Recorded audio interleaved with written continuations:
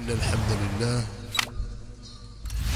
نحمده ونستعينه ونستغفره ونعوذ بالله من شرور أنفسنا ومن سيئات أعمالنا من يهديه الله فلا مضل له ومن يضلل فلا هادي له وأشهد أن لا إله إلا الله وحده لا شريك له وأشهد أن محمدا عبده ورسوله يا أيها الذين آمنوا اتقوا الله حق تقاته ولا تموتن إلا وأنتم مسلمون يا أيها الناس اتقوا ربكم الذي خلقكم من نفس واحدة وخلق منها زوجها وبث منهما رجالا كثيرا ونساء واتقوا الله الذي تساءلون به والأرحام إن الله كان عليكم رقيبا يا أيها الذين آمنوا اتقوا الله وقولوا قولا سديدا يصلح لكم أعمالكم ويغفر لكم ذنوبكم ومن يطع الله ورسوله فقد فاز فوزا عظيما أما بعد فإن أصدق الحديث كتاب الله وخير الهدي هدي محمد صلى الله عليه وآله وسلم وشر الأمور محدثاتها فإن كل محدثة بدعة وكل بدعة ضلالة وكل ضلالة في النار. tuko hapa kwenye mahad Sheikh al-Islam Ibn Taymiyyah للحلقات العلمية. tumekusanyika kwa ajili ya jambo la ilmu, ta'alluman wa ta'liman wa da'watan ilayhi, kwa ajili ya kujifunza na kufundisha na kulingania kwenye hiyo ilmu, kwa maana kulingania pia kwenye dini. wa shi'aruna da'iman wa abada qawluhu subhanahu ولكن كونوا ربانيين بما كنتم تعلمون الكتاب وبما كنتم تدرسون. sisi shiari yetu na kauli mbiu yetu ni kauli yake Allah subhanahu wa ta'ala, lakini kuweni wanawazuoni walezi wenye kuwalea watu kutoka kwenye ilmu za chini ndogo mpaka kwenye ilmu kubwa. Kwa vile mlivyokuwa mnajifundisha kitabu, au kwa vile ambavyo vile mlivyokuwa mnakifundisha kitabu, na kwa sababu ya vile mnavyosoma. Hii ndio shiari yetu na ndio kauli mbiu yetu. Sisi tuna mtazamo na ru'ya kwenye maahadi hii au kwenye kuasisiwa maahadi hii. Mtazamo huu au vision hii inatakiwa kila mmoja wetu aijue. maahadi hii, maahadi Sheikh al-Islam Ibn Taymiyyah, imeasisiwa ikiwa ni moja katika vituo muhimu vya kutoa mafunzo ya dini, na lengo lake na mtazamo wake au mtazamo wa wale wenye kuanzisha iwe ni katika miongoni mwa akbaru al-maahid al-islamiyya tamayyuzan bil ibda'i wal riyadati fi majal at-ta'lim wad-da'wah wal-irshad. Iwe ni moja katika vyuo vikuu au vyuo vikubwa vya dini ya Kiislamu, moja katika vyuo vikubwa vya dini ya Kiislamu katika kuongoza katika nyanja za kielimu na da'wa na mwongozo, kwa lengo la kuwatoa watu ikhraji an-nas min dhulumati al-jahl, kwa lengo la kuwatoa watu katika giza la ujinga. ila nuri alilm, kuwapeleka kwenye nuru ya ilmu, na kwa ajili ya kuutumikia mujtama, jamii tulionayo na mingineyo. Lakini lengo kubwa, mtazamo wetu ni kuifanya hii ni maahadi ya kipekee iliyotamayaz, hasa katika majali ya taalimu. Na malengo makuu ni kuifikisha risala ya Kiislamu kwenye miji na vijiji ndani ya Tanzania na nje yake, katika miji au nchi zinazoizunguka, kwa njia ya ilmu na da'wa ila Allah Ta'ala wa nashri al-ilmi as-sahih. Na ndio maana wamekusanyika hapa watu kutokana na ile nia na malengo tulionayo Allah Subhanahu wa Ta'ala tangu kuanzishwa kwa maahadi hii. Wakawa wamekusanyika watu kwa muda mrefu kutoka miji mbalimbali na vijiji mbalimbali, bali na nchi mbalimbali, kwa lengo hilo tu. Kwa jambo la kwanza ni kuifikisha hii risala ya Kiislamu, lakini pia kuwafundisha watu itikadi sahihi ya salafu salih, itikadi iliyosimama katika msimamo wa kati na kati, ambao hakuna ghuluu ndani yake na kuvuka mipaka na misimamo mikali isiyojengwa katika misingi ya kiilmu, wala fahamu mbaya, fahamu za kimakosa, bali ni lengo ni kutoa ilmu na kuipandikiza aqida ya Kiislamu iliyosimama katika misingi ya wasatia. Na kadhalika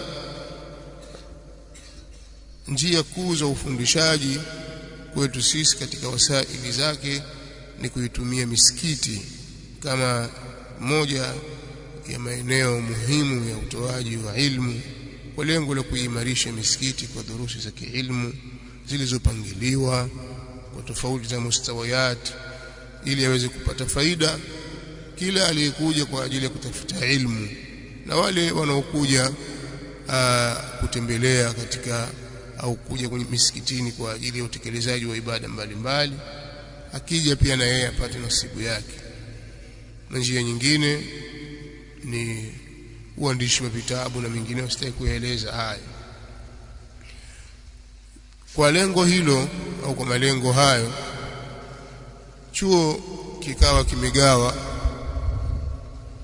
vitengo maalumu vya taalimu. Kuna aqsamu المعهد التعليمية، sisi tuna قسم ya atfal, yani albanat walbanin, watoto wadogo wa kike na wa kiume, قسم au kitengo cha watoto. Kwenye قسم hiki kuna sehemu tatu, wahdati tatu ziko.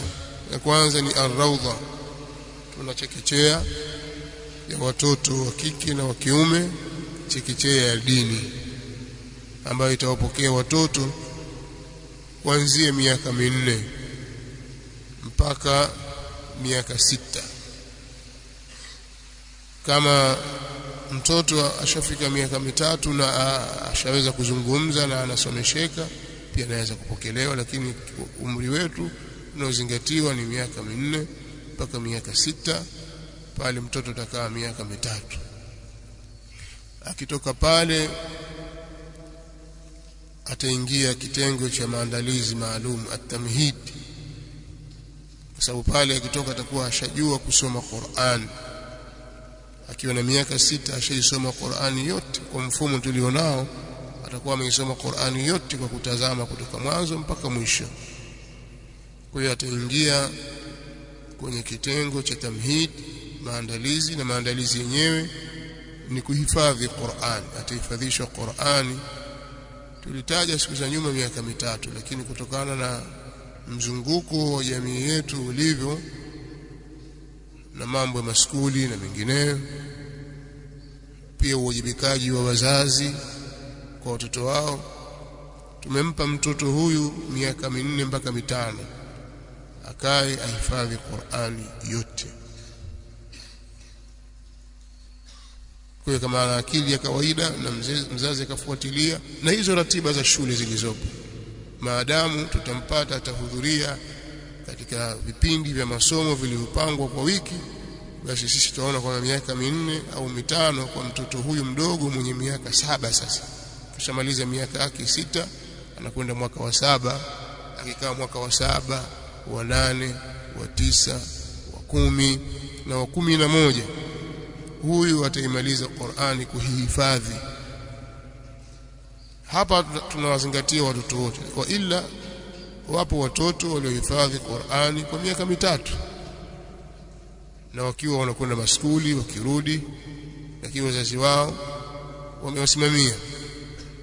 Akitoka kwenye kitengo hiki akiwa na miaka 10 au 11 amehifadhi Qur'ani yote, mtoto anayesoma kwenye maahadi hii ataingia kwenye kitengo cha kuhifadhi vitabu vya ilmu. Katika kila fani pamewekwa vitabu maalum, zaidi ya vitabu 20 atavihifadhi pale kwa muda wa miaka 3 mpaka miaka 4. Atahifadhishwa mtoto huyu, atasimamiwa kwenye kuhifadhi, na wakati akiendelea na mazoezi yote haya tangu yuko raudha mpaka yuko hapa tamhid, kuna masomo mengine ya dini atakuwa anayasoma ya kumjenga. Kuna baadhi ya masomo atasoma hadithi, atasoma tahara na swala, kwa sababu ni mambo anatakiwa yatekeleze. Hasa akifika umri wa miaka 7 tuamrisha watoto waswali, wakifika miaka 10 wakiacha kuswali wapigwe. Kwa hiyo atasoma masomo mengine ya dini, masomo ya lugha ya Kiarabu, na watatumia usulubu wa lugha ya Kiarabu zaidi ili kuwajenga. Pamoja na kusoma, mtoto atakuwa sambamba na hilo kusoma na kuandika. Mapema kabisa atakuwa anajifundisha kuandika hati za Kiarabu kwa vitendo na mwongozo wa mwalimu, na kisha ingia kwenye tamhidi atakuwa anasoma. Kuna masomo yamewekwa ya kumfundisha kanuni za uandishi, kawaidi zile za al-khat wal-imla, lakini pia atasoma masomo ya aqida na adhkari na mengineyo. Akitoka hapo sehemu ya 3, na vyote hivi atapita kwa ulazima, lazima apite. Ili mtoto awe asoma katika mahadi ni lazima apite. Kwa hiyo pana tahfidhi ya Qur'ani ambayo iko ndani ya mfumo. Akitoka hapa ndio atakwenda hapa. Yani sisi hatuna tahfidhi ya Qur'ani kwamba kuna kitengo cha tahfidhi, mtoto tutoka huko alikotoka aje ahifadhi miaka 2 3 alafu aondoke. La, sisi tahfidhi yetu iko ndani ya mfumo. Mtoto wetu huyu apite katika moja ya njia zake atakazopita ni kuhifadhi Qur'ani, na atahifadhi na sunna. Vitabu vya hadithi vimewekwa, vitabu vya lugha na mambo mbalimbali, ulumu mbalimbali za ala, vitabu vya aqida atavihifadhi ili kumwandaa zaidi kupokea itakayokuja katika mustawayat. Kwa hiyo akitoka hapo ataanza kusoma al-mustawayat 5. Kwa hiyo akiwa na miaka 4, 5, 6 raudha, 7, 8, 9, 10 kwenye tamhidi, kwenye kuhifadhi Qur'ani, au 11 kama atatumia miaka 5. Atahifadhi mutuni mwaka wa 12, 13 na 14 au 15. Kwa hiyo kuanzia mwaka wa 16 na 17 na 18, 16, 17, 18, 19, 20, huyu mtoto atakuwa amemaliza mustawayati 5. Tuliweka mpaka mistawa 8 au kuangalia 9, lakini tulipotanua kwenye miaka ya uhifadhi wa Qur'ani, kadhalika kuhifadhi mutuni, kwa sababu iendane na ratiba za maskuli, huku ikapungua kwa sababu kuna vitu kule vitaongezeka kidogo ndani ya hiyo miaka 5. Pamoja na kusoma Qur'ani kuna vitu vingine atavisoma. Hatutaki mtu aliyehifadhi Qur'ani ametoka amehifadhi Qur'ani lakini hakusoma dini, kazi yake ni kuswalisha tu. Kimwambia khutba hawezi, darsa hawezi kusomesha, kutoa darsa mbele za watu, akawasomesha watu ilmu nini. Mimi nimehifadhi tu. Sisi hatutaki watu namna hiyo. Ni matatizo makubwa katika mujtama huu. Haya, kwa hiyo atasoma mistawayati mitano. Hiki ni kitengo cha kwanza. Kitengo cha pili, kuna kismu cha wanaume ambao wako katika makundi mbalimbali. Tukisema wanaume ni kwamba sasa hawa ni watu ambao wako sasa hivi washavuka baligh. Tulionao sasa hivi ambao washavuka baligh, akija kujiunga kwenye chuo chetu hata ingia raudha wala hata kuna tamhidi ya watoto wala vitengo vyote vya watoto. Yeye ataingia moja kwa moja kwenye tamhidi ya watu wazima, kitengo cha maandalizi ambacho atasoma pale kwa miaka miwili, akishughulishwa na kusoma kuanzia kaida, kama ikiwa amesilimu mathalan au ni Muislamu aliyechelewa kusoma kwa sababu mbalimbali, hajui kabisa au ajua kidogo, atasoma pale herufi kwa muda maalum uliopangwa ambao hauzidi mwezi. Atajifundisha tahaji, kuziendeleza zile herufi, atasoma tilawa ya Qur'ani na ahkamu zake, na wakati huo akijifundisha kuandika, na atajifundisha lugha ya Kiarabu, atafundishwa kuswali, yani ahkamu fiqhi kuhusu masuala ya tahara na swala na yale mambo muhimu yanayoambatana na hayo. Kadhalika atasoma aqida, atasoma hadithi ndani ya miaka miwili, na baadhi ya misingi katika lugha ya Kiarabu, kwa sababu dini hii iko katika Kiarabu. Qur'ani ya Kiarabu, sunna za Kiarabu, ulumu zote zimeandikwa kwa Kiarabu. Kwa lazima apate misingi ya lugha ya Kiarabu akiwa iko tamhid. Akitoka pale hata lazimishwa mtu kuingia tahfidhi ya Qur'an kwa kuwa ni mtu mzima huyo, kwa sababu atakuwa kashahifadhi juzuu 5 hapo tamhid. Akitoka hapo tamhid na juzuu zake 5 alizozihifadhi. Qur'ani ameisoma yote, lakini pia amehifadhi juzuu zake 5. Hatutamlazimisha lazima uingie tahfidhi, bali ataingia tahfidhi kwa maombi maalum. Ataandika barua, atafanya mtihani, atalipia, atakwenda kwenye sehemu ya tahfidhi iliyotengwa kwa ajili ya wanaume, si kwa ajili ya watoto, kwa ajili ya wanaume, watu wazima, ambao tukisema watu wazima ni kuanzia miaka 15 na kuendelea. Pia pana kitengo kimewekwa cha kuhifadhi vitabu na mutuni za kiilmu. Ataingia kwa maombi, na pana idadi maalumu itawekwa, ataingia kwa maombi, na kadhalika atafanya usaili. Hataweza kwenda kule mpaka amemaliza kuhifadhi Qur'an. Hiki kitengo cha kuhifadhi Qur'ani na mutuni hivi ni vya khiari kwa watu wazima, lakini akitoka hapo tamhidi anaweza kwenda moja kwa moja kwenye kismu ya mustawayat, zile mustawa 5 zile unazosoma wale watoto, ambazo ametoka raudha kwenye tamhidi akaenda katika mustawayat.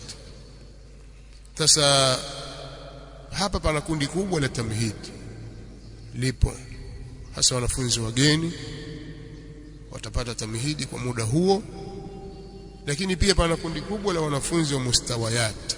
Sasa zile mustawayat zishasomwa. Ukiangalia miaka ya nyuma kulikuwa utaratibu huo upo, hata mwaka jana, mwaka juzi, mwaka jana, lakini kutokana na mabadiliko na maboresho ya manhaji dirasa, yani curriculum yetu hii, syllabus tulionayo imefanywa marekebisho, imeboreshwa. Kuna baadhi ya masomo tuliyafanya hayakuwepo, au mingine yalikuwa yako mustawa wa mbele kidogo, yamerudishwa mustawa wa nyuma. Mtu mustawa wa kwanza pengine mwaka jana amesoma mustawa wa kwanza, lakini kuna masomo katika uboreshaji wetu tuliofanya, kuna masomo tumeingiza yeye hajayasoma, na atakiwa awe ashaumaliza huu mustawa wa kwanza. Hivyo kwa watu wa mustawa wa pili na watu wa mustawa wa 3. Kwa hiyo tukaona kwamba tuweke darasa maalum za kuyafidia. Tumeangalia tukaona kuna masomo kama 8 au zaidi, kama 10 hivi haya kutokana na maboresho na marekebisho yaliyofanyika, watu wa mustawa huu wameyakosa. Ukienda mbele itakuwa kumekosekana hiki na wale wamekosa yale na yale, kwa hivi kilikuwa kija kuisha. Kwa hiyo kilichotukusanya hapa ni kukamilisha kile kilichofutu katika mwaka uliopita, lakini pia kuendana na yale maboresho yaliyofanywa, ili tukirudi hapa baada ya Dhulhijja kila mmoja amestakiri katika mustawa wake kama inavyotakiwa, na hata kama kuna upungufu basi uwe ni mdogo, usiwe kwa kiwango hiki kilichopo hivi sasa, kwa sababu taathiri katika mfumo wetu. Kwa ndio maana tukaziweka darasa hizi. Kwa darasa hizi ni maalum kwa ajili ya wanafunzi wa mustawayati. Kwa nimetaka wanafunzi wote wahudhurie ili walisikie hili, wafahamu. Kwa hiyo wanafunzi wanaume watasoma katika mustawayati mitano baada ya kumaliza kitengo cha tamhid, na pengine mwingine akaamua kuingia kuhifadhi Qur'ani. Tumewapa watu wazima ambao umetafaragha kwa ajili ya ilmu miaka 2 mpaka 3 kwa ajili ya kuhifadhi Qur'an, kama akitaka kuhifadhi, na kadhalika miaka 2 kwa ajili ya uhifadhi wa mutun. Hivi vitengo vyote vilikuwepo hapo nyuma, lakini tumeweka njia maalum za uboreshaji ili pasipatikane muingiliano. Kwa upande wa kina mama hawatofautiani na wanaume. Hapa nikisema wakina mama ni wale ambao tayari washafika umri wa baligh na kuendelea, na watu wenye majukumu mpaka miaka 60 na 70 na kuendelea, watu wazima yani. Hawa taratibu zao hazitofautiani na kismu ya ar-rijal kimasomo, kimestawa na masomo, na wao watakuwa na tamhid. Kwa maana ile tamhid itawaweka wanawake wale wa mutafarrighat, kadhalika ummahat na wengine, kila ambaye anastahili kwa tamhidi ni tamhid. Na pia vile vile kutakuwa na kitengo maalum kwa ajili yao, kitengo cha khiari cha kuhifadhi Qur'ani kwa talab maalum, ana vile vile kuhifadhi mutun, lakini watakuwa na mustawayati kama ilivyokuwa hapo awali. Pia watakuwa na kismu yao maalum kama inavyofahamika kama ilivyokuwa hapo awali. Maboresho yamekuja katika upande wa hizi aqsam. Kadhalika sisi tuna kismu ya almustafidin, na wengi wao ni katika mashaikh walioko hapa na walimu wanaosimamia kuendesha mahadi hii, kwa sababu mahadi inajitegemea kwa walimu na mambo mengi. Katika upande wa taalimu, mahadi inajitegemea kwa kuzalisha walimu wake. Sasa kwa sababu hiyo tumeonelea tuwe tunajenga uwezo wa walimu kila mara au kwa kila siku, ili waendane na mahitaji yanayohitajiwa kwenye chuo hiki. Lazima waongezewe elimu.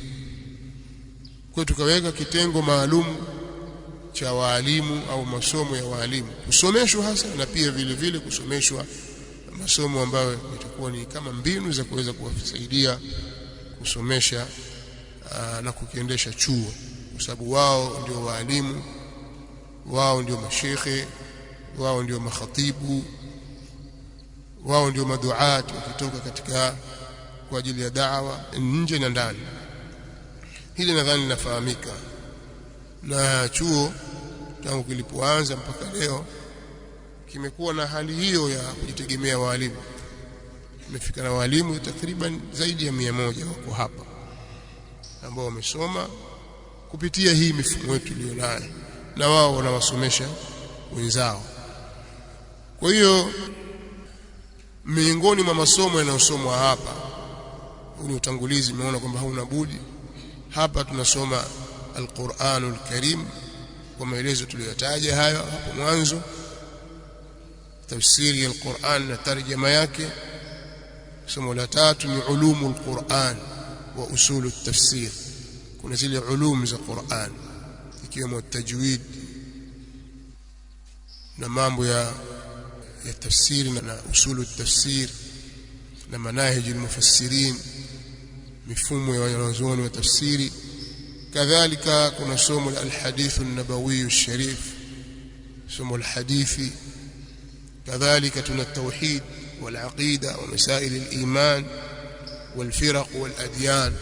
التوحيد والعقيدة ومسائل الإيمان والفرق والأديان. يعني توحيد مسألة عقيدة اعتقادي، مسألة إيمان نمسنجي إيمان. na tunasoma vile vile mapote na adyan.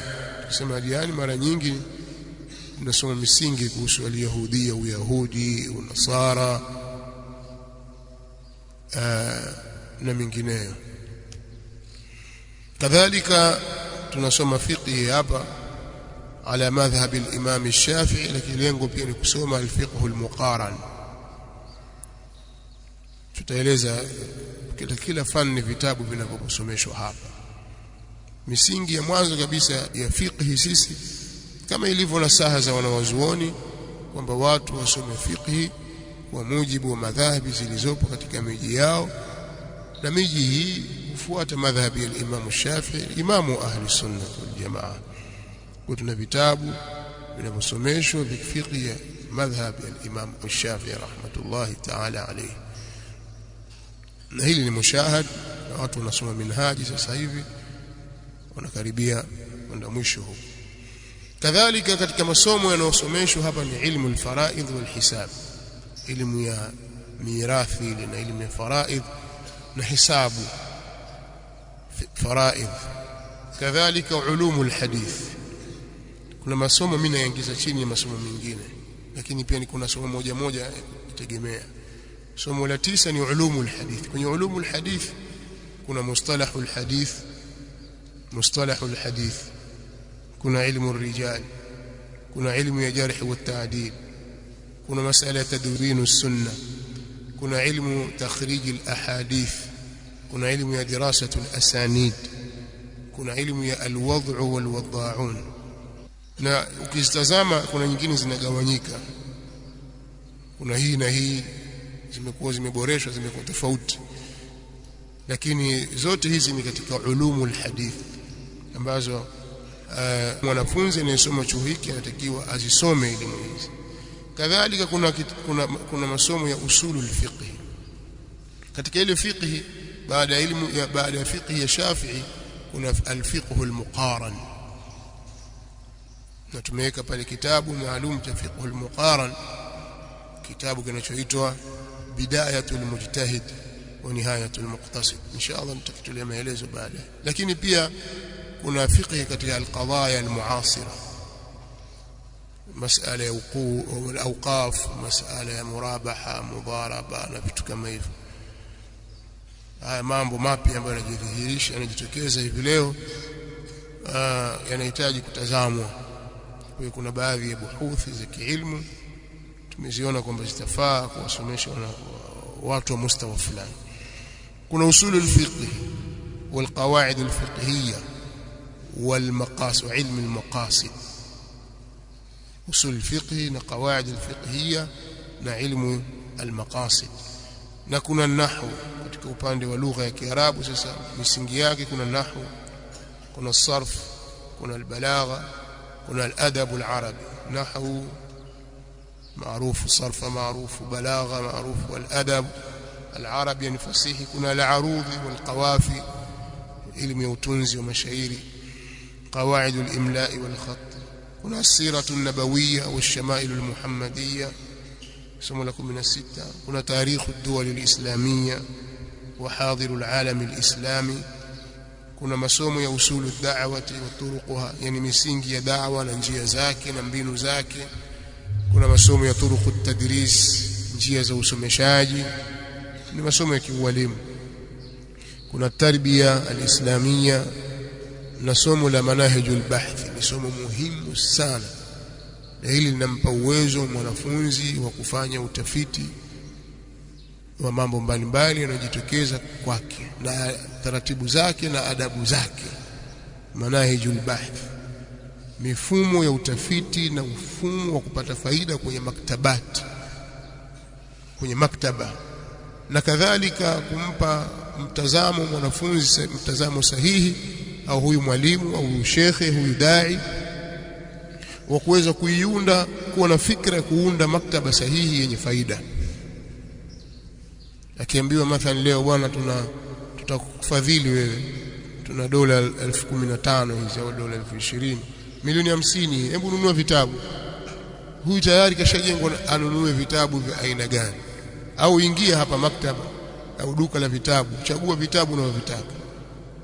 Huyu tayari ashajijua kwamba yeye ataka aanze wapi. Au kaingia kwenye maktaba hii hapa, atajua maktaba yake aipange vipi, au vitabu atapata faida vipi kutoka maktaba, ima ya kujisomea au kuandika au kufanya bahthi. Atafanyaje bahthi na njia zake? Kwa hiyo ni somo muhimu sana sana, na hili ndio linalomfanya mwanafunzi au shekhe au mwalimu kujiondosha kutoka kwenye kiwango fulani sasa cha kupokea tu ikawa yeye asomeshwa siku zote. Ana uwezo wa kujinasua na kupandisha mustawa kutoka pale alipo kupiga hatua kwenda mbele zaidi. Ni katika masomo yanayosomeshwa katika vyuo vikuu vya Kiislamu, baadhi ni masomo muhimu. Kwa hiyo tumeliweka somo hilo, na haya masomo mengine ya turuku tadrisi, at-tarbiyatul islamiyya na usulu da'wa, haya yanampa uwezo mwanafunzi mwalimu huyu au mwanafunzi huyu anayesoma katika mahadi hii kuwa mwalimu mzuri. Hata akiambiwa bwana sasa hebu tuandalia manhaju dirasa, curriculum ya watoto wa raudha au watoto wa ibtidaia au kama ni tamhid, waislamu wanaanza sasa, mtu andalie, anayo tayari fikra wapi aanzie baada ya kuidurusu ile jamii iliyomzunguka na kujua mahitaji yao. Hawezi kwenda kusomesha tu katika madrasa, hakuna syllabus, hakuna chochote, aingia tu kama walivyo walimu wa madarisi nyingi, kwa sababu wamekosa misingi hii. Pia ana uwezo kama akienda kinidhamu na utaratibu, ana uwezo wa kuandaa kazi zake, scheme of work ataiandaa. Akitaka kwa lesson planning anaweza kuandaa, kumdhibiti chuo chake, madrasa yake vizuri kinidhamu na utaratibu. Kwa hiyo akisoma masomo haya yatampa uwezo wa kuendesha mambo hayo kwa ufanisi mkubwa kabisa. Na watoto wa Kiislamu hawatapotezewa muda wao, hakuna muda wa kupoteza. Hata akipewa saa moja tu kwamba bwana hao watoto wapatikana hapa saa moja tu, basi anaweza kulishughulikia jambo hilo vizuri. Na miongoni mwa masomo tutakayosomesha pia vile vile ni ilmu al-adabi was-suluk. Kuna somo jingine lipo katika baadhi ya masomo, lakini pia ni somo mustaqil, nayo ni somo la adabu al-bahthi wal-munadhara. Pale katika manhaj al-bahth unaweza kuongeza au kalifanya ni somo mustaqilla, adabu al-bahthi wal-munadhara. Hili ni somo liliingizwa Jamia Islamia, likawa linasomeshwa katika baadhi ya kulliyat, na msomeshaji alipewa Sheikh Muhammad Al-Amin Al-Shanqiti, na yeye akaandika kitabu maalum chaitwa Adabu al-Bahthi wal-Munadhara.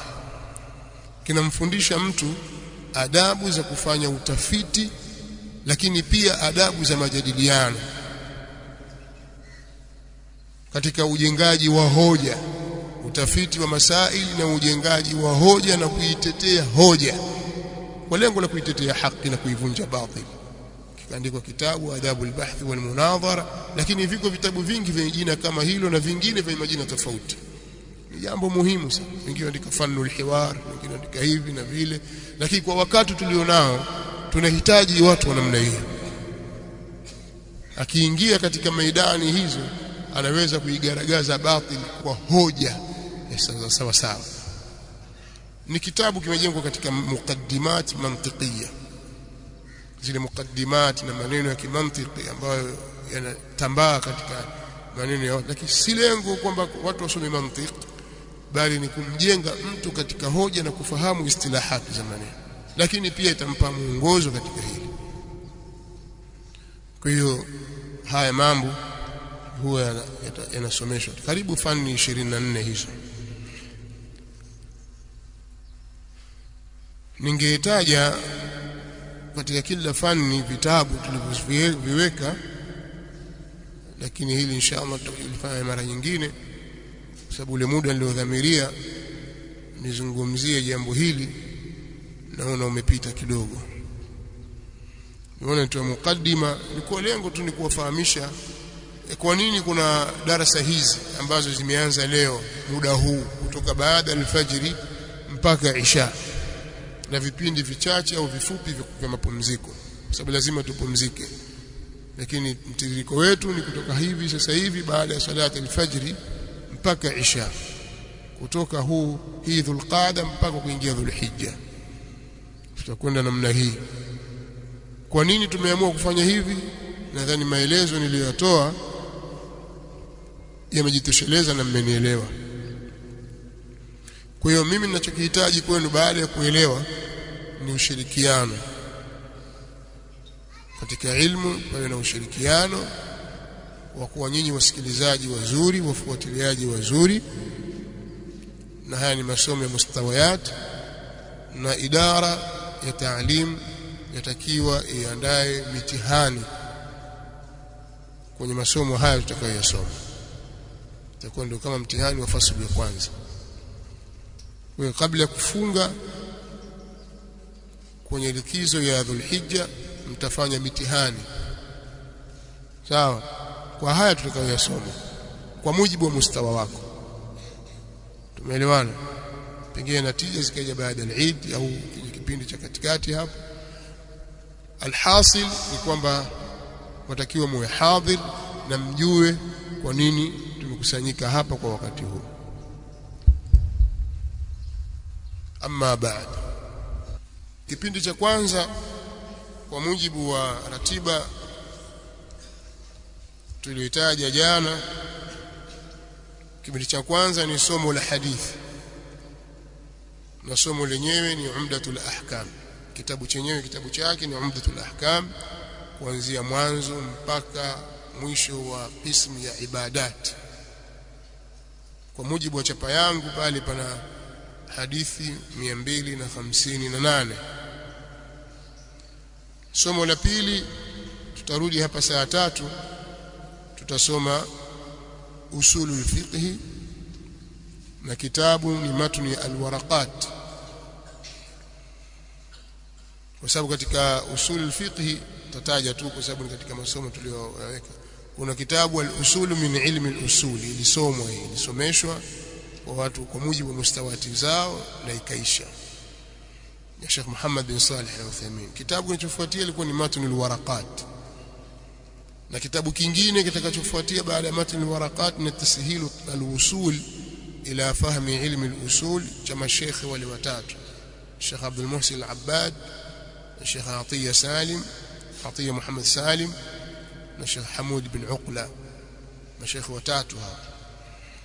Na kitabu cha 4 ni Imta'ul Uqul bi Rawdati al-Usul cha Sheikh Abdul Qadir Shaybatul Hamd. Na kitabu kingine ni kitabu Jam'ul Jawami' cha Tajuddin As-Subki, Abdul Wahhab bin Ali bin Abdul Kafi As-Subki, alifariki mwaka 771. Kitabu kingine ni Lataiful Isharat, ambayo ni sharh ya manzuma Tashil at-Turuqat cha Sheikh Muhammad Qudsi. Kitabu kingine ni Mudhakkiratu Usul al-Fiqh cha Sheikh Muhammad al-Amin al-Shanqiti, na kitabu kingine ni Mukhtasaru ar-Rawda, ambao ni al-Bulbul fi Usul al-Fiqh cha al-Allama Najmuddin Suleiman at-Tufi. Alafu kuna vitabu vya manzuma vya al-Qawaid al-Fiqhiyya. Kimoja katika hivi ni sharhi ya manzuma al-Qawaid al-Fiqhiyya, manzuma ni Saadi, sharhi ni Ibn Uthaymeen rahmatullahi ta'ala alayhima. Pia tutasoma ilmu ya maqasid ash-sharia al-islamiyya wa alaqatuha bil adilla cha Dr. Muhammad Saad bin Ahmad Mas'ud. Pia ilmu ashbah wal nadha'ir katika qawaid na furu' za fiqh. Tutasoma tahdhib al-ashbah wal nadha'ir fi qawaid وفروع الفقه الشافعي شاء الإمام أبو الفضل جلال الدين السيوطي. تهذيب وتعليق يا دكتور صالح بن علي الشمراني. kisha vitabu vingine vya faida kama al-Mustasfa min ilmi al-usul cha al-Imam Abu Hamid al-Ghazali at-Tusi. Somo linalofuata ni ando masomo yetu. Hivi ndio vitabu vyetu vya usuli hapa katika mahad. Tutakifika katika wakati usul fiqh nitatoa maelezo kuhusiana na kutawassaa katika somo hili kwa vitabu vingi na muda mrefu na maelezo ya wanaozuoni juu ya jambo hili insha Allah. Katika somo lingine, somo linalofuata ni at-tauhid. Tauhid tunasoma kitabu tauhid, kisha kitafuata kashfu ash-shubuhat, kisha sharh as-sunnah al-Muzani, kisha sharh as-sunnah al-Imam Abu Ibrahim al-Muzani al-Shafi'i, kisha kitabu usul as-sunnah cha al-Imam Ahmad. Kadhalika katika vitabu somo la tatu au la nne, la tatu baada dhuha, yani katika wakati wa dhuha, na la nne kuanzia sasa ni usulu tafsir, misingi ya tafsiri ya Qur'an. Hapa kwenye barnamiji yetu tutasoma kitabu usulun fi tafsir cha Sheikh Muhammad bin Salih al-Uthaymeen, na kuna vitabu tofauti tofauti vingine visivyokuwa hivyo vya usulu tafsir, lakini sisi kwenye darasa yetu ya leo tunasoma usulun fi tafsir ya Sheikh Muhammad bin Salih al-Uthaymeen, kwa sababu kuna sharh muqaddima fi usul tafsir, kuna manzuma at-tafsir ya al-Allama Izzuddin ibn Ali ibn Abdul Aziz al-Baydawi az-Zamzami rahimahullah ta'ala al-Shafi'i, na beti 157 kimeingia katika manhaji darasa yetu. Kadhalika manzuma muqaddima ya matni ya Shatibiyya ambayo inaitwa Hirzul al-Amani wa Wajhu at-Tahani, zile beti 99 za mwanzo zinazofahamisha maimamu wa mambo ya qiraat na ruwati wao. Kwa pana mukaddima mzuri pale mtu atakiwa ufahamu. Tumeweka pia katika manhaji darasa yetu, na pia kuna tabiani fi sharh akhlaq hamalat al-Quran cha al-Imam al-Ajurri, lakini pia kuna al-madkhal ila ilmi at-tafsir fi usul at-tafsir wa manahij al-mufassirin cha al-Khalidi, na manzuma al-Lamiyya fi an-nasikh wal-mansukh cha Hafidh al-Hakami. Kwa hiyo sisi hapa tutasoma usul fi tafsir kwa sasa, na leo tutaianza insha Allah. Tutakuwa na somo pia vile vile la al-adab al-arabi, fasihi ya Kiarabu. Tuna silsila ta'lim al-lugha al-arabiyya ama mustawa wa 3, ina muqaddimati fupi tu katika mambo ya fasihi.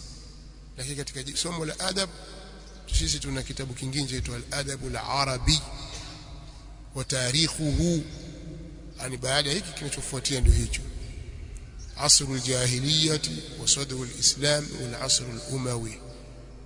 Kitabu kizuri, na hiki katika vitabu vilikuwa vikisomeshwa vilivyowekwa kule Thana Mahdi Kisauni. Vitabu vya adab mpa mtu msingi mzuri katika kufahamu fasihi ya Kiarabu, Arabic literature. Lakini pia katika mahadi yetu tumepitisha kwamba watu watasoma somo la katika adab watasoma al-muallaqat as-sab'i, muallaqat zile 7. Inshallah tutajitahidi tutazifanyia tarjuma Kiswahili, lakini kuzifafanua pia vile vile kwa lugha yake. Tutajitahidi kama tulivyofanya kwenye Bana Suad na nyinginezo, basi tufanye tarjuma za al-muallaqat zile watu wafahamu.